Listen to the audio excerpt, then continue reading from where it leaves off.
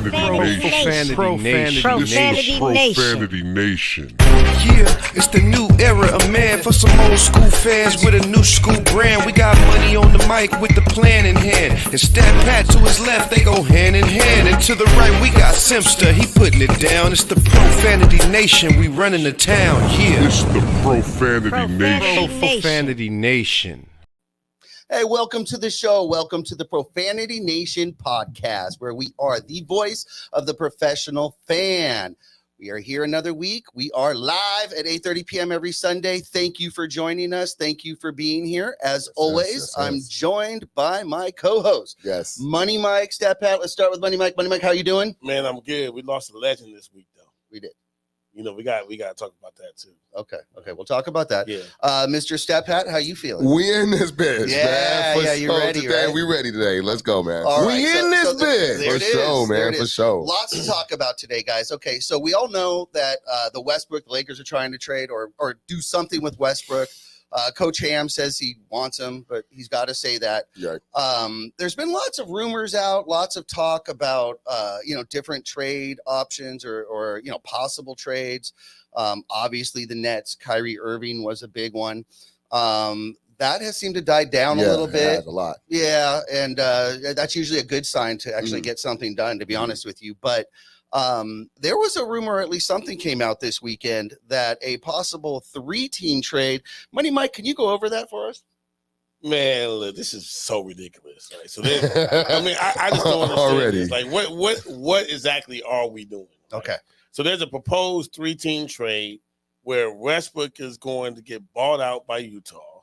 They got Utah would send Donovan Mitchell to the Nets, a combination of 2 players, including Patrick Beverley and Jordan Clarkson, Bojan Bogdanovic, or Malik Beasley to the Lakers.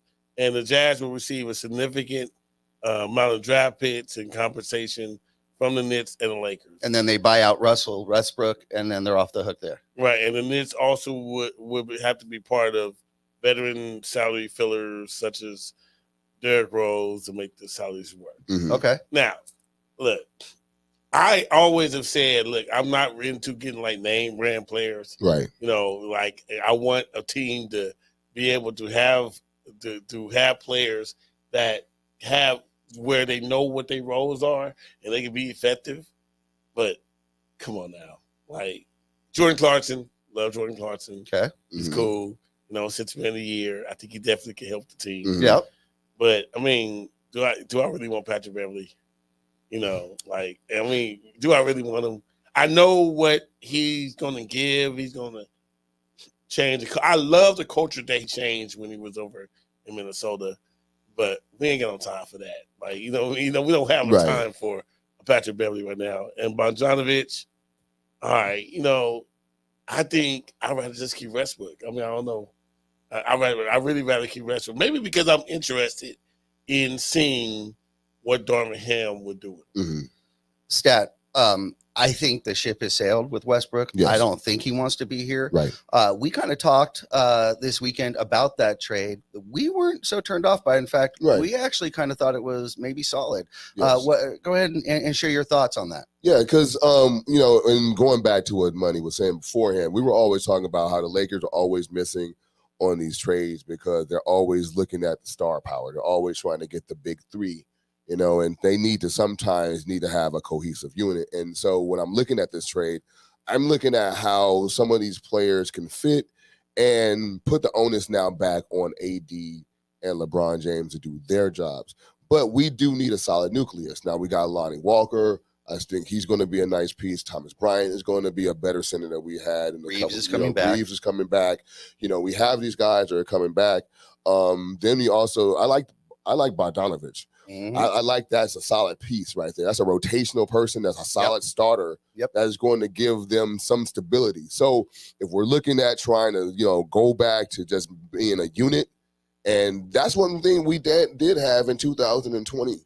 We did have a cohesive unit, and it wasn't a lot of star power. And the only star power we had was AD and LeBron. And everybody else pretty much was just, like Mike was saying, just knowing their roles. And I think, you have a pest like Patrick Beverley, you hate playing against him, but you want him on your team. Yep. You know what I'm saying? If Yep. he's on your team, yes, he's loud, he's boisterous, he's said a lot of stuff that we don't like because he was a Clipper, and he was still talking mess when he was in Minnesota. But then he puts on our uniform, and now he's our Doberman. He's our irritant. Yep. You know what I'm saying? And so I see positive in it. And then the biggest positive, if anything, we cannot overstate, is the fact that Westbrook will be off the team. Having him off the team, having that energy off the team, I think is going to be beneficial because I think they're going to put that chapter behind them. I'm like Mike. I am kind of intrigued. But seeing how, Darvin Ham would go ahead and use him. The same way he would be intrigued by driving past a car crash. I just kind of want to see it. Man. No. It's that same level of intrigue, being that it's our team that Since may you put be it that way, involved in the car maybe crash. not intrigue is the right word. But I would say that, if he was on there, it would be kind of to see what he has. But I think if nothing else, like you said, the ship has sailed. And if he's on the team in night one by trade deadline, he's going to be off the team. Does anybody feel bad that I really do think Westbrook, and I don't know why I have a soft spot for him. Mm-hmm. Really don't. But I think because he has heart. Westbrook is not, to me, as bad as everybody's putting out there, for him. Like, you know what I mean? Like, I think he definitely, I just think he was just really put in the wrong position over here, like, on our team. And he had a horrible coach, You can't argue how much the coach makes. Yeah, I mean, Vogel really messed him up. Yeah, all the lineups he threw. So you really can't argue that. I agree. Right. And so, I mean, look, I don't know why. I mean, listen, I saw what everybody saw. It was really bad. But I just think that definitely under the right situation, Westbrook still is a great player for the league. Now, one thing about Westbrook that I was okay. Like, look, even I'm gonna say this is crazy. I was okay with the missed shots. I'm not missed jumpers. I was even kind of like, damn, he turned that ball over a little bit too much for my taste, my liking, right? Right. But what really got to me, where I'm thinking that I couldn't stomach anymore, was pretty much how many layups did this guy miss? Yeah. Like, he missed so much Chippies. chippies. Like, I need you to make those. If you can make layups, his whole percentage and everything would have been up at least 3 percentage points in the field goal percentage. He would have got a lot of and ones. Like, you know what I'm saying? Like, that his point game, it would have changed momentum. Like, he missed so many layups that's where I need somebody to be able to finish and then, be a facilitator. And I'll work about but you're not giving me anything. There was no, okay, so I would play it this way. If we really had, I would pose this to you, Sims, like, what is his pluses? What is the things that he brings to the table that we can't live without if he did leave? And that's the question that I'm trying to. What did he do well that I'm saying? Can he stay on this team without? The problem is he did nothing well last year. Right. He was consistently mediocre to almost a liability for the team. I'm ready to move on. I think most Laker fans are ready to move on. We know that one way or the other, 2023, 2024, he ain't on the team. This is last year. He ain't going to re-sign. Right. Even if I guess if they go to a title and they're great, but I don't see that happening. Money. I would ask you this, Money. Would you feel like the Lakers are in a better position today as far as assets to improve their team if we were talking about trading Jordan Clarkson, Bogdanovich, and maybe Rose because he was thrown in there? Do you think we can get net something better for the team than we can just by trying to toss Russell Westbrook? I think so. So I think that in itself proves that those assets are better than Westbrook because we could net something back for them by the trade deadline as well if we needed to. Yeah, but see, I think that's the thing though. Like we've known that there's been a whole lot of different trade scenarios like all year, right? And this looks like to be the one that's really picked up the steam because nothing else really was going to happen. And I think definitely one of the issues is that LeBron kind of doesn't want Westbrook on the team. I mean, I've heard those stories there. So my only question is then, okay, if we accept this trade, are we a championship contending team? And if we are, if everybody plays their role, if AD stay healthy, then I'm 100% okay with this. I think you have to be. But if who's that defensive guard that we picked up? Not Walker, but it's another guy. It's a guy, I forgot his name. If you could look that up for me. I'll find it. I like that piece. I'm thinking Lonnie Walker has the athleticism that we missed.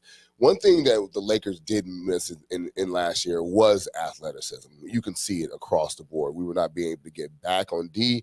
If there was a quick team, they were running out the gym. If they had, pogo sticks, they were basically getting all the rebounds. We were just ball watching, you know what I'm saying? And so, of course, we traded all the old dudes, and then we replaced them with younger guys that have like something to prove. I like that. I like the energy that is going to be. I think it's good for the DJ Augustine? Bazemore's gone. No, I don't think they've updated it online. No, you could just look up Los Angeles free agents. Jose Toscano Anderson, Juan. Yeah, I like him. Okay. I like JTA, and then there's another one. Pippen Jr., Damian Jones. Okay, there's another guard. Okay. Start with a T. Stanley Johnson. I'll figure out. Okay, we'll talk about it next time. But Wenin Gabriel. And I like the pieces that we picked up. Max Christie. Because he's not that bad. Tony Brown Jr. There it is. There it is. Tony Brown. Okay. Defensive specialist. Okay.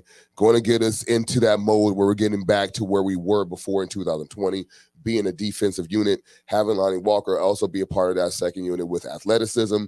You have now Thomas Bryant. I think we picked up another big man. I forgot his name. Damon Jones. So you see what I'm saying? We also gave Huff a contract from the G League. Okay. Yep. So you see what I'm saying? Like, yeah. So the and there you go. Thank you, my man. Duan's right up there with us, man. Thank you. Doing good work. See, and that's what I'm saying. So if you did say, looking at that team right now, and then you do add, say, to Bogdanovich, you do add now Clarkson to that. You do now add, even a Derrick Rose. You now have pieces that we didn't have. We didn't have anybody. And if Darvin Ham is as good as we think he is, then he's got something to work with. You know what I'm saying? And so I'm excited for not just that trade, but we need bodies and we need rotation people and we need to be able to adjust. And we didn't have any of those options like that last year. I believe this sets us up way better for the future. Yes. Yeah, it definitely does. A much longer play, maybe into 2024 when LeBron can get his son. So look. Which segues to what Money wants to talk about. Well, because see, this is what I don't understand. Right, I do not understand where we're literally looking at the writing on the wall. We saw where he was ranked. At the beginning when he started his high school career, right? And we see that he's dropped like 40 points. Yes, he was ranked like 21 in the nation. Now he's number 16 in the nation. Yes, and LeBron's over here, sitting around acting like he's not doing what Dwayne Wade was doing. Right? Dwayne Wade understood that he realized, hey, he wasn't good enough to start over Stephen Kane.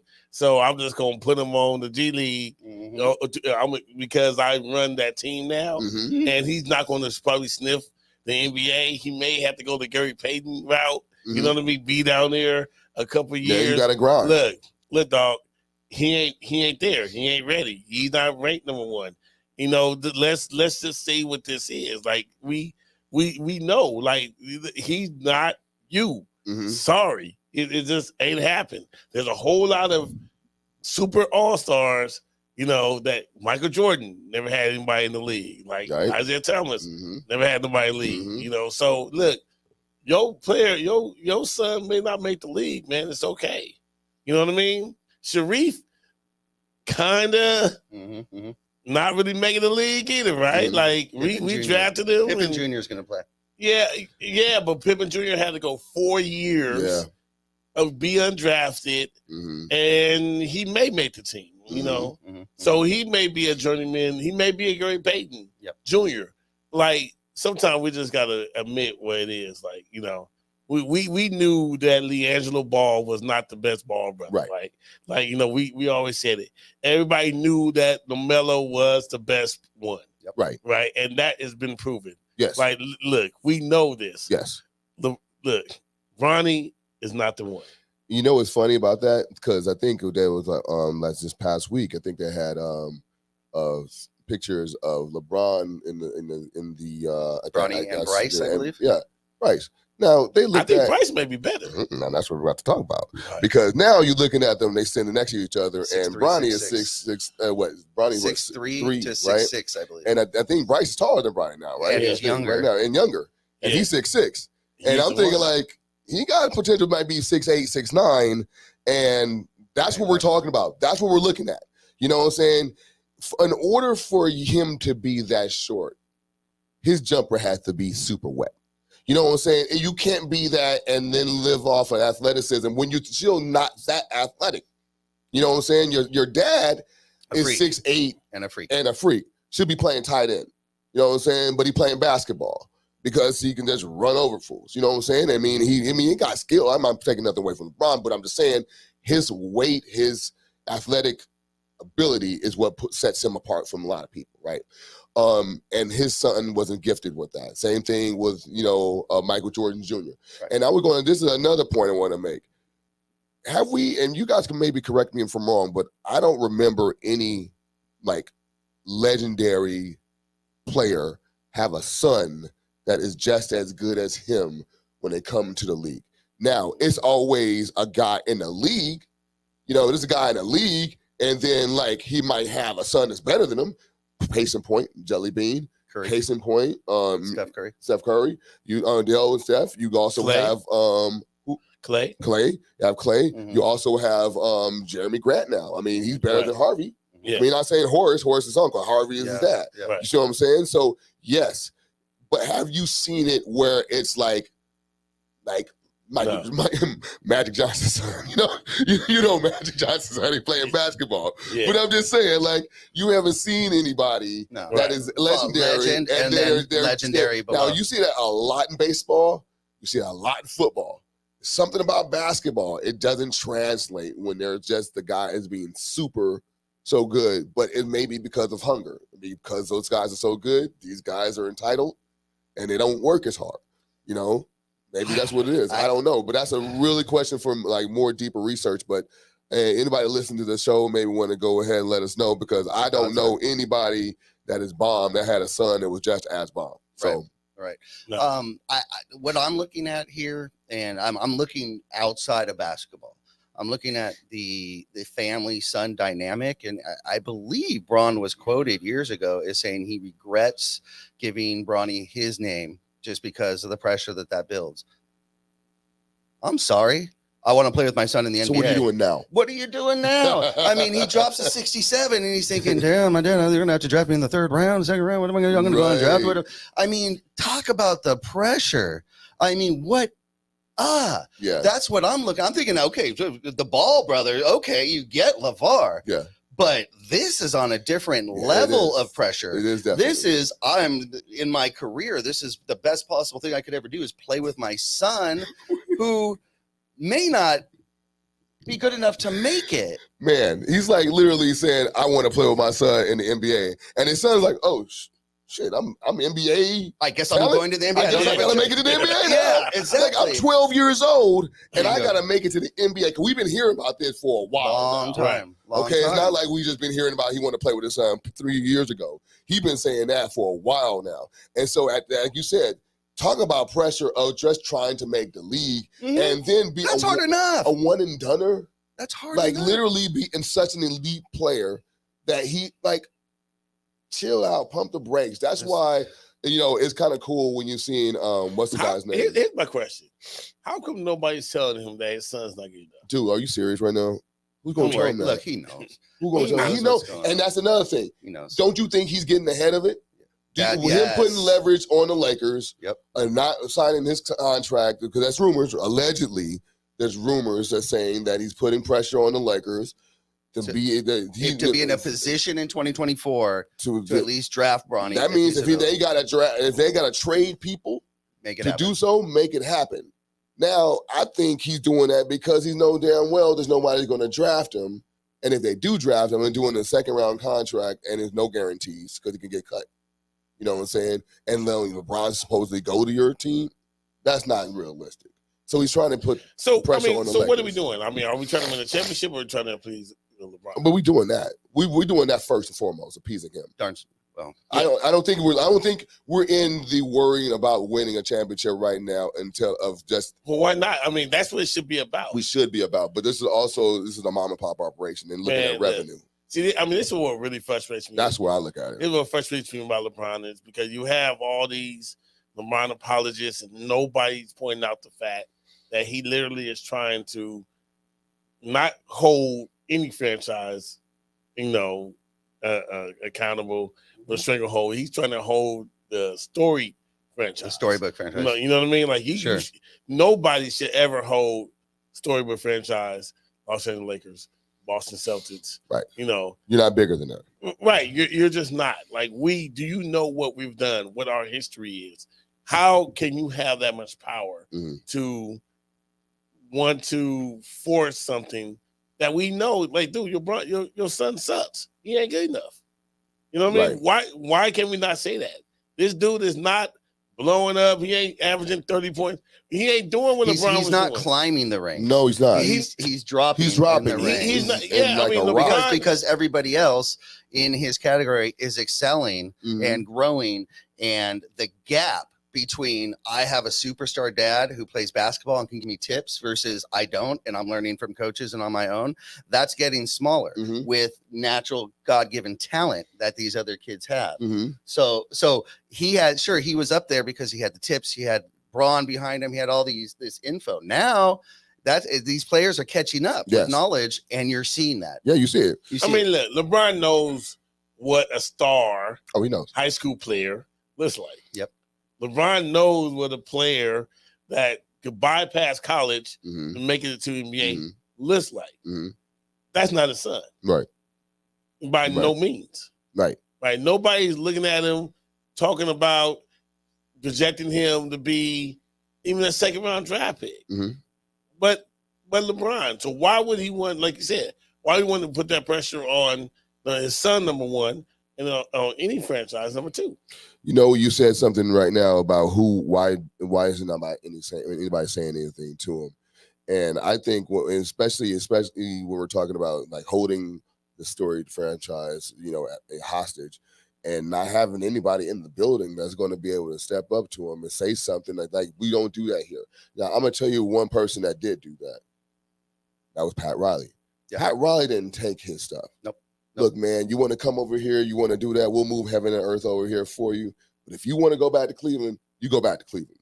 I'm not going to beg you to stay. You know what you've done here. You don't want to continue doing that here. You don't have to do that here. But here, go be great. Thank you for the championships, but we'll move on, and we're going to keep, we're going to keep it going. And that's when you talk about that strong leadership. And we, at this point, we're a rudderless boat at this time. We don't have any strong leadership. We don't have any direction. We don't know what our focus is. Like I was saying before, the focus should be championships, but we're still trying to make sure that we keep free agents here happy. And we're trying to, basically, appease them. Yeah, and I was convinced by Darvin Ham's press conference. I need Darvin Ham to tell him, like, look, dog, it's about right now. This is my team. What you could do. You know what I mean? We need to win a championship. Stop all that BS that you're talking about, trying to get your son on the team. Like, it's just so ridiculous. I mean, we'll know, right? We'll know because he has to do 1 year, right, in college. If he ain't ready, possibly an undrafted player, is he going to stick around for that second year? He's definitely going to elite. Is Braun going to last long enough? He's definitely going to go to elite. He's not going to take the chance. He's going to go straight to he's not going to take the chance to get a scholarship and put himself on Front Street. Imagine if Duke puts him out there and he gets just get exposed. He would get exposed. It would be everybody would be looking at dunk bait. I mean, seriously, it would be like the game of the week. It would be him versus somebody else, and they would use that as an opportunity. It's kind of like when De'Aaron Fox did every time he saw Lonzo Ball. Yeah. Every time he saw Lonzo Ball, he was like, I'm going to take his lunch. I'm going to take his lunch, man, every time, dude, because they said he's better than me.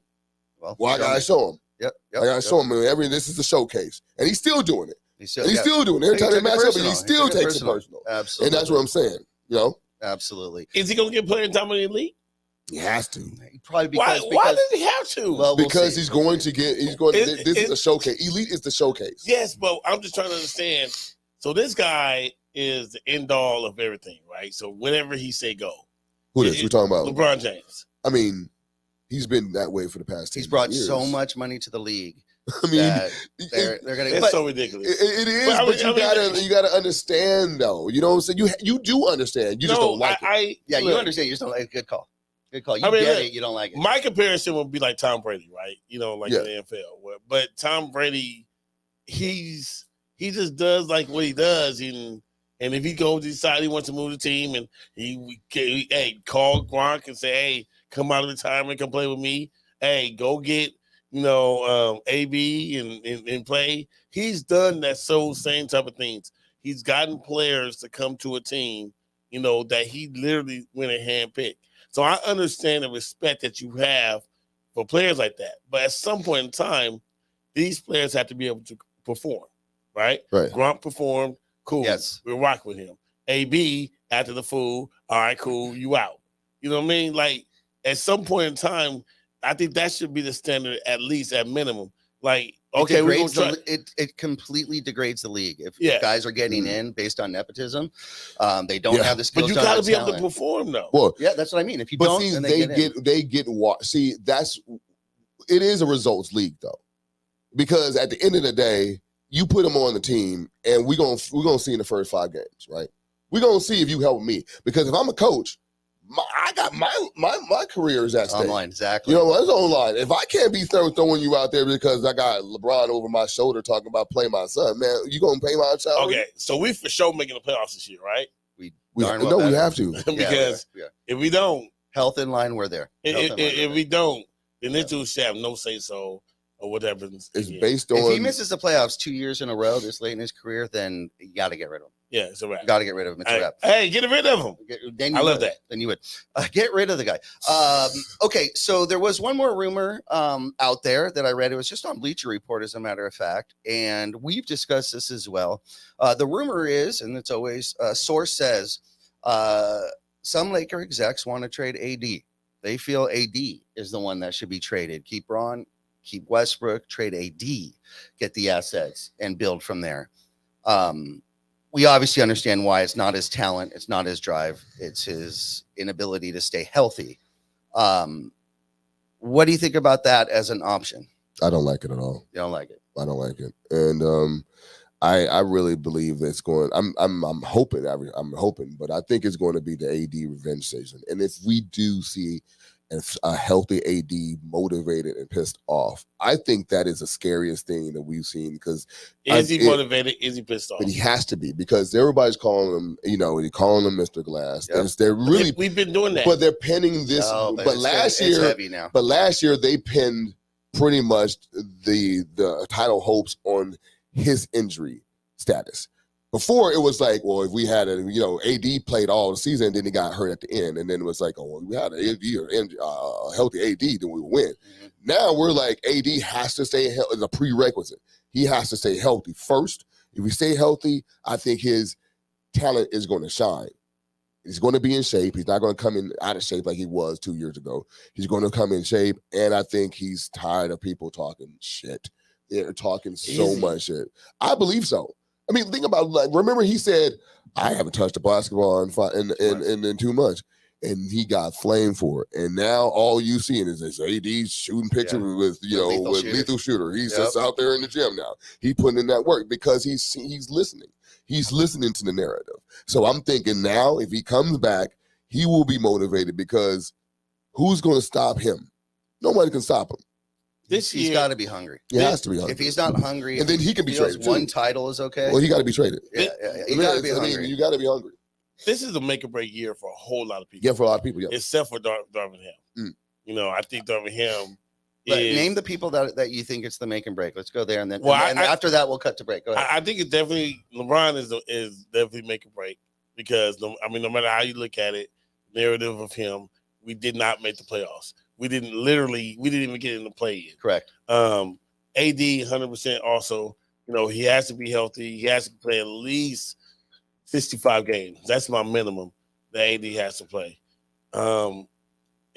I would say Westbrook is on the team also. Mhm. But I think definitely these three superstars, who we have, these Hall of Fame players, are definitely, these are make or break. I'll add a name to that. Jeannie Buss. I do believe that Jeannie Buss has to do something with this team this year. They cannot, like you said, miss the playoffs twice with this type of payroll, this type of star power, regardless of AD's athleticism or injuries or whatever it might be. I believe that now that doesn't mean she has to sell the team, but if they miss the playoffs again, she may have to step down and put someone in that role. I think if we have another bad season, we got to get rid of Pelinka. Yeah, I think he will be the first domino to go first before we get on the Ramby. And I would say that what's really is the thing that I think that's the most glaring is we're going to lose trust as a fan base. We're going to lose trust in this whole organization. We're already starting to hear the rumblings. We're turning on our players already. We're turning on AD right now. You know, we're looking at it like, man, we're frustrated. Right? Cannibalizing. You got to go ahead and get this done. If you're not getting it done, you could be shipped out. That's why people are saying that he could be traded. 2 years ago, it was like he just got to get healthy. But it was nobody even thinking about trading him after the Phoenix series. No way. We're like, come back. Yes. Be healthy again, come back. Now he got hurt again, didn't play most of the season, and now people are rumbling about him being traded. Same thing with Jeannie. If you, like you said, we get the same result, second or first round knockout, or make the playing in the play-in, or we don't make the playoffs, worst case scenario, then the confidence we have in that organization as a fan base is going to be gone. Mm-hmm. And that's where we're at right now. So yes, all three and Jeannie, we've pretty much already called Pelinka the puppet. Mm-hmm. We don't believe that he has any kind of, GM skills and anything. I think we all think that's Clutch Sports is the one that's running all these personnel decisions. Mm-hmm. Yeah, that's LeBron. So of course. So yeah. So I'm starting to feel like LeBron's problem. It could be. All right. We have more to talk about. We're going to come right back. We're going to take a break. After a word from our sponsors, please take a listen because they're awesome and they make the show possible. We'll be right back. The Profanity Nation podcast.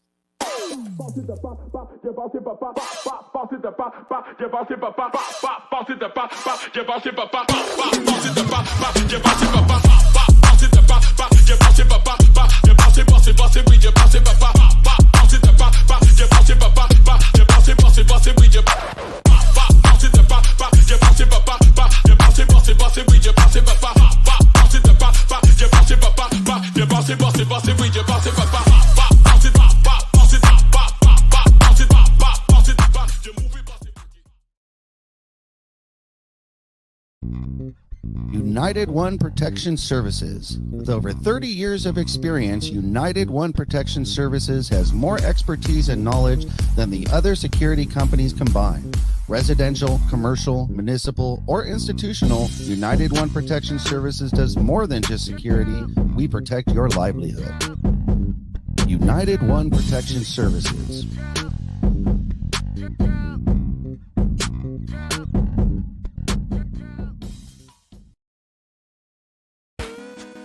Be sure to visit the Pure Life Alternative Wellness Center for all your 420 needs. They have everything from baby Jeters to Stizzy cartridges, fuzzies, pre-rolls, great deals on eighths, raw garden diamonds. They have your gear. They have Papa and Barkley relief patches. After a hard workout, you need those CBDs. You know that. They have plenty of edibles to choose from. Be sure to hit up the Pure Life Alternative Wellness Center. Hey, welcome back to the Profanity Nation. And we just want to go and lead into this segment. We lost a great one. We lost Vin Scully, longtime voice of the Los Angeles Dodgers. And, when I first heard it, man, it was really sad because, there's so many people that love hearing, it's time for Dodgers baseball. And, and we're all old enough to remember where we were when we saw the Kurt Gibson. Really old not to remember. Right? Yeah, right. He came with the team. Period. He came with the team, bro. But the Kurt Gibson home run in the '88 World Series legendary. I just saw something that he called. He called Hank Aaron. Yes, that one. I He just saw he called called the Hank Hank Aaron home run. He Right. also called the catch by Dwight called Montana to Clark. Just think about that. They were looking at the Hall of Fame game, and they were giving him his props in the Hall of Fame game because his voice is on loop in Canton. Like, that dude is in that NFL Hall of Fame and in the MLB Hall of Fame, and, he's up there with Chick now, and that's and then, you think about how if you follow, you follow baseball, you got Vin.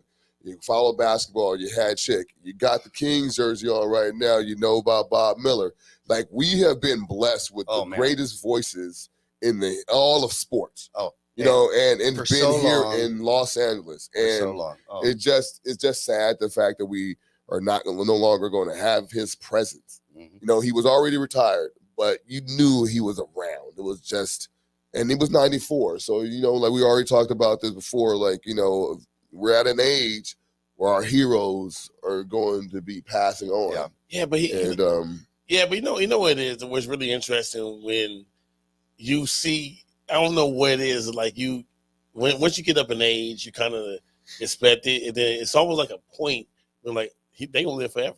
Right. You know what I mean? You know what I'm saying? Like, they still here. Immortal. You know what I'm saying? Like, immortal. So and that's what's so crazy about it, because like this guy still was calling games up till he was like 90. Yeah. And he had no Alzheimer's. He was sharp. He was still walking around. Like all the ailments that you would hear, at 90 years with a half, he didn't have it. No. Like he was the, full blown healthy. Yes. You know what I'm saying? So then it was like, nah, I just don't want to do it no more. Not that he couldn't. Right. And like I said, like man, he's so legendary, and you see the impact that he had like a month's leave, because you have other teams. I think the Chicago saying Tim up the ball game, with him using his voice, and Giants, who are rival team, they respect they gave like respect to Vin Scully. So it really is a sad. I was really sad to hear, but like I said, the 88 call, it was amazing. But what's so crazy about Vin Scully is his stories. Like, he had the craziest stories about people every player you never heard of.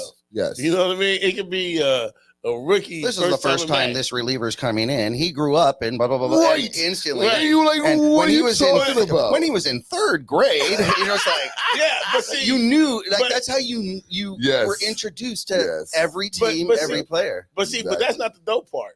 When he was in third, there's a base hit down the line. And then we'll go right back to it. And go right back to the story. And didn't miss a beat. Not a single word. Like, dude, like, so he literally, you listen to him, and then it's like all that dead time. And when people will say baseball is boring, you listen to Vin and you're not bored, because you know he knew how to fill in the spots and kept you in the game the whole time. Yeah, and that's what. So going back to the Giants, so he was a kid in New York. His first team that he loved was the New York Giants. So he liked the Giants, was his childhood team. He tried to get a job, with I think the Yankees or somebody in there, and they wouldn't hire him. So he did something, I think, in Washington D.C. or something like that, and the Dodgers broadcast heard him and then brought him in.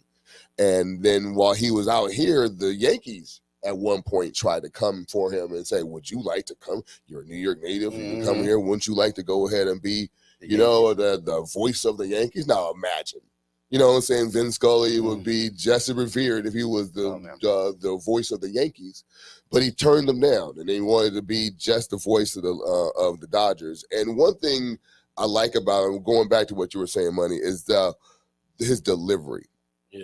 It was almost poetic the way he talked about the sport. You could tell that he loved the sport, and he was always interested in anybody. He's 90, he's 80, he's 70 years old, and he's calling games and talking about a 22-year-old. As if it's his first game. He's calling with the same excitement. The same excitement of this guy being 22 years old, and he's done that throughout his whole career. And one thing I did like about, the contrasting styles with with Chick Hearn and Vin Scully, when you got Chick Hearn was like, I would say like, I don't want to get in trouble or anything like that, but kind of like a man's man. Like, kind of like he was talking to it, but he turned, I wouldn't say layman's terms, but he talked in a way that you could understand it. Yeah. But he was like with an edgy, he was real, real, like a little edgier. Yeah. You have Vin, very refined, very elegant. The way his delivery, way he rated on everything. Yes, very Disney, very mom, like mom and pop, kind of like just you feel like apple pie. You know what I'm saying? Exactly. Like just that kind of guy. That's the kind of feel he made it feel warm. What you call it? You can tell if the Lakers were dogging it. Hey man, Chick Hearn called them out at his it's not a jersey, but they commemorate him at halftime. The broadcast. And I remember the thing, you like, come on, Lakers, you guys are playing like dogs. Yep, he'll do it. Right. He would call you out like that. Right. And Vince Scully, I wouldn't say more class. I'm not saying that. Chick Hearn is very classy, but very different, very way. And I think I appreciated both in their own way. And I'm glad that we were able to hear both of them in their heyday for as long as we were able to hear them. My favorite part about Vin, though, was when he would read lips. You'd be like, oh, that's fertilizer. And that's fertilizer. Like, this guy is reading. And he said, what are you talking about, man? Oh, that's fertilizer. Like, I'm like, this guy literally is reading the lips and editing, what they're saying for TV. Yeah, it's perfect. But you completely get what is happening. Like, that's like a genius. Like, dude, it's a certain talent. So they came over, right? Before they were fixing the Dodger Stadium, they had to play in the Coliseum. Yep. Now, I don't know if you guys have seen pictures of that diamond in the Coliseum. Mm-hmm. It is crazy. Like, it's cavernous. Like, the Coliseum, to be able to look at a baseball game, you barely can see it. So what they were doing is they were bringing those little transistor radios. And so when they were bringing the transistor radios, they were looking at the game, but they were listening to Vin. Yeah. So then that was what they were saying. That's when the love affair with the city and Vin started, because they were getting the game that they loved, the players they loved, but they were listening to all Vinny, and they were listening to Vin Scully. And, that's true Irish guy, you know what I'm saying? Like through and through redhead guy, coming through and just New Yorker, but he just loved him some Dodgers, man. You love it. You just, as a native Angelino, all of us Los Angeles natives, you just can't overstate the influence. His voice and just hearing it for our entire lives. Yes. Up until he retired, you'd hear it and you'd instantly relax. You'd instantly kind of get ready to, watch the game, or even if you weren't watching, just have it on in the background. This or that. Similar with Chick, but of course, baseball is a slower game, so it's more, it's more the marathon than the sprint, right? NBA is more the sprint. But just as Angelinos, again, you just can't understate or overstate the impact that he had. He's woven into the fabric of America, but definitely the fabric that built Los Angeles. No question about it in Los Angeles sports. Absolutely amazing. You know what's crazy? Like, we've had a lot of announcers in this town that still pales in comparison to, say, Chick Hearn and Vin Scully. And I'm going to just throw out a couple of names that were really good, professional, that started in Los Angeles and still, I think Dick Enberg was also started. I think he started in Los Angeles. I think, if I'm not mistaken, I think Al Michaels used to call brewing games. I think it was so. Al Michaels, do you believe in miracles? Mr. Al Michaels himself literally is still not on the level of Vin, and that's how we were still blessed. We're blessed with those guys. You didn't even know, because they were just like, it's kind of like when you were like, remember back in the day when a lot of people don't remember that Chick Hearn used to call UNLV basketball games. I remember that back on Channel 56 on KDOC. the Running Rebels on KDOC. Awesome. And they were literally, Chick Hearn, like, what the? Chick Hearn calling the games? Like, so, yeah. So it's so, and then, and then Vince Scully calling football games. They wanted him to be the voice of Monday Night Football at one point. You know, it's just, I mean, yeah, we lost a great one, man. It's going to be sad, but, you know, I'm glad to see the love around the league. That's when you know. When everybody's giving him that love, then you know. And there'll never, ever be any broadcasters anywhere in any sport that will ever compare. They just won't exist. Nobody stays that long. Nobody shows up, doesn't miss game. It just doesn't happen anymore. I'm going to give one more shout out because, again, look, they're not our team, the Clippers, but they had Ralph Lawler for a long time. And he's a great announcer as well. I did like Ralph Lawler. I did. You know what? A lot of people at first, I mean, because I used to make fun of, oh my. Or bingo. Lawler's Law. Lawler's Law. But he had him. But he had his consistent, thing. And he had his thing. And yes, I did like bingo. Yeah, you know, and they're not our team, but that's how blessed we were. But you can that recognize anywhere else, he'd be a legend in their town. And you know, and here we're like, well, you're second fiddle to all these guys, but you're still a great announcer. Very much so. Absolutely amazing, guys. Okay, we got to keep going. We only have an hour show. We have to discuss this. I'm just going to go ahead and put it out there and then make my point about it. Brittany Griner, WNBA star, of course, stuck in Russia in a Russian prison. She was caught with, I guess, 1 gram of THC pen, marijuana pen in Russia in her luggage, and they arrested her. There's been lots of talks, free Brittany. Obviously nobody likes that an American or anyone is stuck in prison over something that here is legal now, for the most part. Maybe not, federally, but look, this is no surprise. This was absolutely necessary in order to facilitate the prisoner swap. Okay.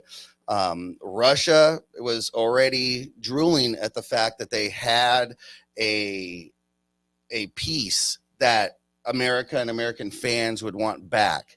There's no way they weren't going to utilize that in order to gain what they want, which is a prisoner swap. So it's absolutely no surprise.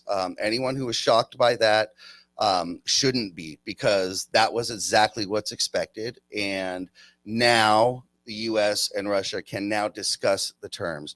If they say she's innocent and let her go, they don't have a pawn anymore to trade. They don't have that asset, at least on their side. So there is no surprise that this is how it went down. This is exactly how I think most legal experts would have expected it.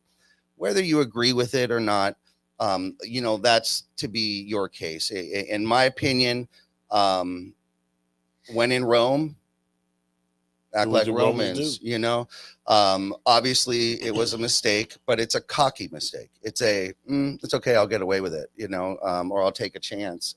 You don't want to do that. There's certain places in the world you don't want to do that. You don't want to do that in Dubai. You don't want to do that in Russia. You don't want to do that in Turkey. You haven't seen Midnight Express? Exactly.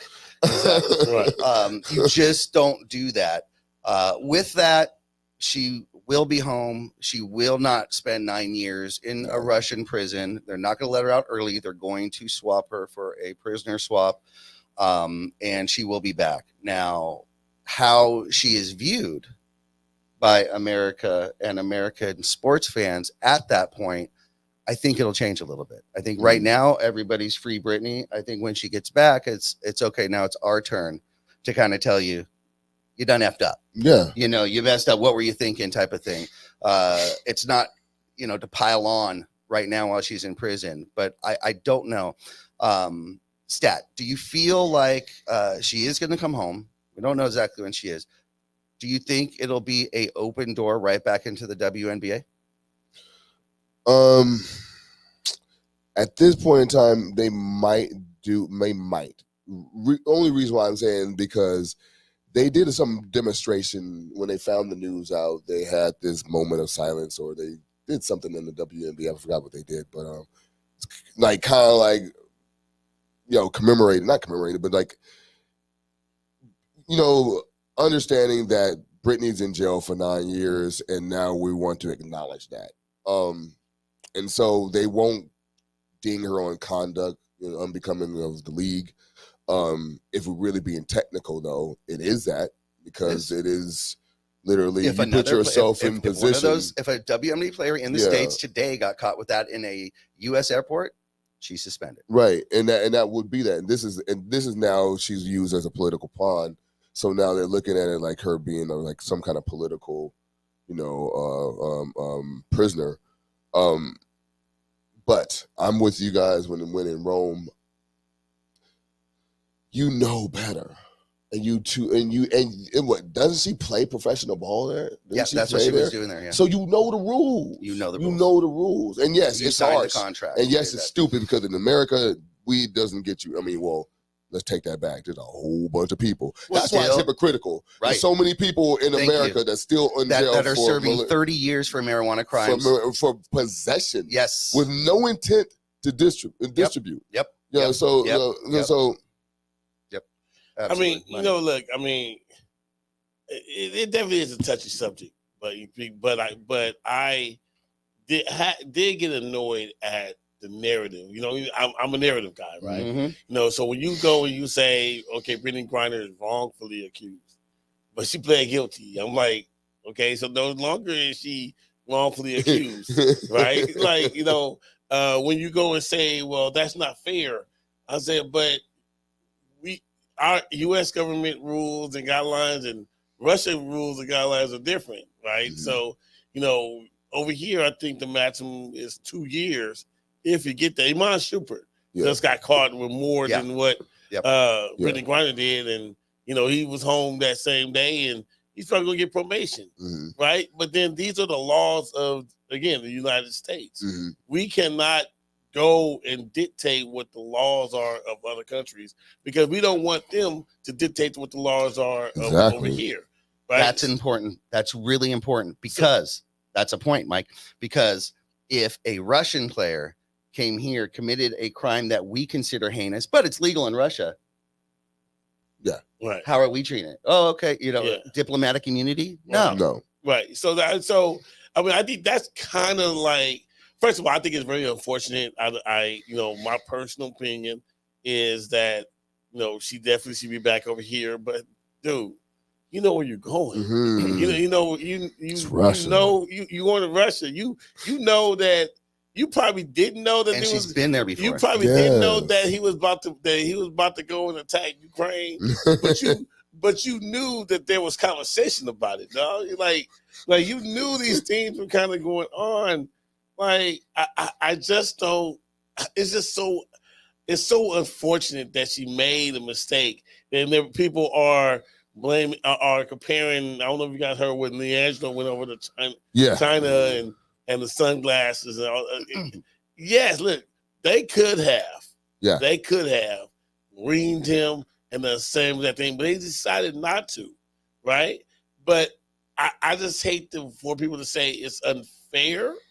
Because your response and your reaction to it is based off of emotion versus what the laws are. The realities. Right? You know what I mean? And unfortunately, like, look, you know, I want to get away with something. You know what I mean? If I run a red light, you know what I mean? I want to get away with it. You know what I mean? And if I get away with it, cool. If the cop catches me, I'm still going to ask him to get away with it. You know what I'm saying? Right. But I deserve the ticket. But you deserve the ticket. I deserve the ticket. So I just got lucky, but that's not, you know, I just don't think that it should be an exception to the rule. And I hate this. You know, once you say, yeah, I did it, and I understand the politics behind it, all that type of stuff, but you just can't say that she was wrongfully accused at that point. No. I think it's unfair. You know, for what she did and what they're doing, are they using her as an example? Absolutely. But this ain't your first time in Russia. You know, you know, and this is well known. You go to other countries, you have to go and you have to act a certain way. You know, United States as a whole is very, very liberal to a lot of things. Compared to the rest of the world. Compared to the rest of the world. Absolutely. You know what I mean? And, Absolutely. And I'm just gonna leave it there. Yep. It's like that dude. Remember that dude in Singapore? Yeah. The guy called with doing the graffiti and they caned him. Yeah. Hey man, that's what it is. You may have not realized that they cane fools out there for doing graffiti, but you learned a valuable lesson. You can't be doing what you think you could do in LA and think you can get, or LA or the United States, and get a slap on the wrist. Yeah, I was just talking to my friend. He was talking about they got him. He was in the military. He was chewing gum in Dubai. They was like, "Yo, can't chew gum." There's no chewing gum in Dubai. In Dubai, right? They wanted to arrest him for chewing gum. Now, something like that, I'll say, okay, I get that you did not know that there's no gum in Dubai. Right. You know, another story, a entertainer or show host was in Dubai and had to go to the bathroom, urinated outside. Can't do that. Urinated again, can't do that. You always got arrested. Those are things that you just may not have known, but drugs. Yeah. Any type of drugs. You know. If she was in Amsterdam, she'd be good. You know she was like, that's what I'm saying. But she I mean, it's Russia, man. It's Russia. They crazy out there. So I would put the bet on, not that to bring light to this or make it lighthearted, but I'd put the bet that she's sitting in an interview with Gayle King within a year. Okay. Yeah. I think Gayle King is going to really believe that's possible. Look, you know what? And there are reports that I guess they're real cool with her. Like they're treating her well. They said Russians have taken they have taken a liking to her. I mean, I know it's an unfortunate situation, but she's being treated. She's probably not like been the best treated. prisoner out there. Yeah, I'd imagine. Right. Yeah, they can, because they know if they harm a hair on her body, God, it's an international incident. It's already an international incident. Yeah, but Russia right now is going, not our fault. Yeah, you're American. But if they harm a hair on our body, that's a different story. Totally There's different. no way they're going to chance that. Okay. Yeah. So everybody here, you join us. You know, you watch the Profanity Nation podcast, which means you know that we finish each show with a segment we call Money Mike's Out of Bounds. Money Mike is going to go ahead and share his thoughts or opinions on a topic, and it's simple. He just wants to know, are those thoughts in bounds or out of bounds? Money Mike, you got the mic. So I'm gonna piggyback again on this Brittany Griner situation on why she even is over there, right? Mm-hmm. And one of the biggest problems is that the WNBA ain't making no money. Right. They're a bunch of plumbers. You know, and shout out so to I've been like looking at kind of research, trying to figure out how can, you know, like how much money is like enough, right? You know, for you to kind of live. And it really is kind of pathetic. Like I think you the lowest salary is like $68,000 a year, and max salary like is like $250 a year. That's what you're doing. Look, it's horrible. They're not making money. You know, it gets supplemented by the NBA. Everybody knows that. Nobody goes to the games. I mean, Sparks tickets are like $5. You know, but yo, am I out of bounds, man? That they need just to figure. They need to call up Candace Parker and say, "Hey, how did you get on TNT?" Or call up Chingay and say, "You know, how did you get on ESPN?" Like, you know, you know. Be a model, like what's that girl that don't want to play basketball? Cambridge. Yeah. Like, you know what I mean? Be an Instagram, like, am I out of bounds for say, yo, there are so many other ways you guys can make money legally, not, you know, and people love to hear you guys talk. I would love, you know, am I out of bounds for them to say, hey, why don't y'all go apply for some of those jobs instead of trying to go play basketball overseas? The sum of the income. Stat. No, I think you're inbounds. Because the fact that, you know, well, first and foremost, I mean, they need to get their act together about paying these salaries. I mean, but they can't. You know, I mean, because of revenue. But the thing is, I thought we were like they were getting subsidized by the NBA. I thought we were kind of the NBA. Yeah, we're helping them out. That's a problem. You know, like, you know, but then to the tune of, I think, $10 million a year. But look, here's my thing. You bump that up. If I am a basketball player or whatever, the thing that I'm getting that helps me, even though my salary is not matching, I have exposure. Notoriety. People recognize it. Exactly. I mean, I could do some autograph signings for $10 or whatever. You know what I mean? I could do endorsement. I could go and do some speaking engagements to, you know, to help out. You know, just something. Mm-hmm. Is that fair? Is it right? No. But maybe, you know, if you get another $50,000 a year, then, you know, I think that they can find means over here. And I hope I'm not trying to sound. No. I'm just trying to find an alternative to having to go travel overseas. to dangerous places. I'm going to say you're inbounds, and you know, I'm going to take a different approach, and I'll probably get some hate mail with this. I actually think it's an insult to think, oh, we need to pay them more. Forgive me. Nobody was subsidizing the NBA early years when these guys had to work on summers.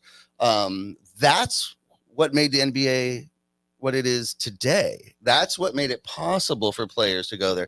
In the early years, Bill Russell was working, a Sunday job, was working, off seasons and it's a hustle. It is what it is. You're in a league that literally is being subsidized and is still a startup league. It hasn't caught on like it should. Basketball is great. Watching it, the game is great. The actual play is great. They don't do a great job of promoting it. Fine. But it's in its early years. You don't have any real rivalries. You don't have any history. You have no point of reference to go back and say, well, when that team beat us 15 years, that's building. It takes time. These are the pioneers. These players are the pioneers of the league. And you have to accept that. To say, oh, you're going to come in and just because somewhere else in the world, whether it's next door or not, they make millions doing this. Well, that's not that league, It just is what it is. I don't know. So to me, it's they're the pioneers of the league. Fight for what it is. Fight for your league. Make the basketball as best as you can, and do what you have to do to survive. But if you have to go overseas, I'm okay with that. But just follow the law. Just take care of yourself. Don't get cocky. Don't assume that you're bigger than anything or bigger than this or bigger than the game or bigger than a country or bigger than a law. If you're in pain and you need something for pain, you're going to have to find something different when you go to Russia. An agent has a responsibility there. If it's true that she has a prescription for marijuana for pain, then the agent should know that. The agent is sending her over to Russia, should be telling her, do not bring that. You're not allowed. They have people that are making small amounts of money off their money that are supposed to be looking out for them. There's many ways to have avoided this. And, this is a lesson that probably needs to be taught. Unfortunately, she's the one who's taking the hit for everybody, but hopefully the other players will learn and it'll change some things.